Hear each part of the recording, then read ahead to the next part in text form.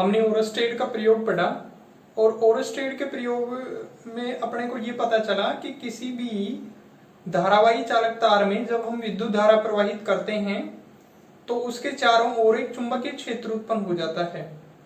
अब इस चुंबकीय क्षेत्र की दिशा क्या होती है, ये चारों ओर चुंबकीय क्षेत्र किस प्रकार से अपने को मिलता है, इसको देखने के लिए अपन एक छोटा सा प्रयोग करते हैं।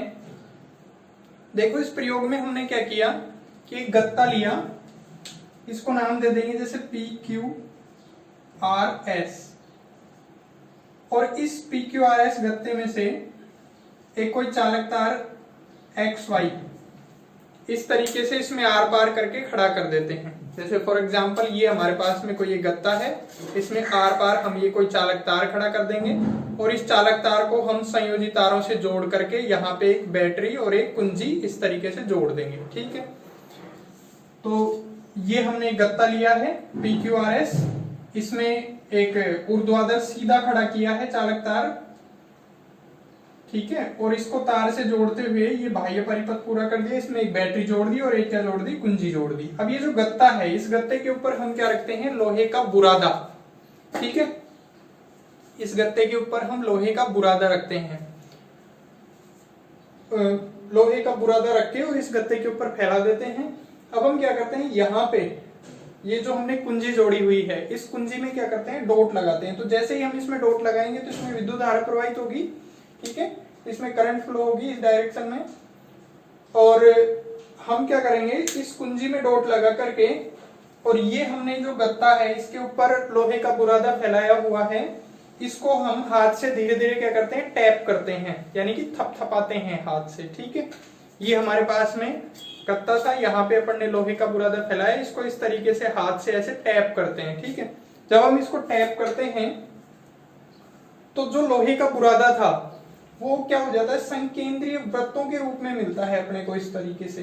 ठीक है, अब ये जो वास्तव में ये जो संकेंद्रीय वृत्त हैं, ठीक है, ये चुंबकीय क्षेत्र रेखाओं को व्यक्त करती हैं। किसको व्यक्त करती हैं, ये चुंबकीय क्षेत्र रेखाओं को व्यक्त करती हैं। और इस प्रयोग से हमें ये पता चला कि किसी भी चालक तार के चारों ओर चुंबकीय क्षेत्र जो है वो संकेंद्रीय वृत्तों के रूप में अपने को मिलता है।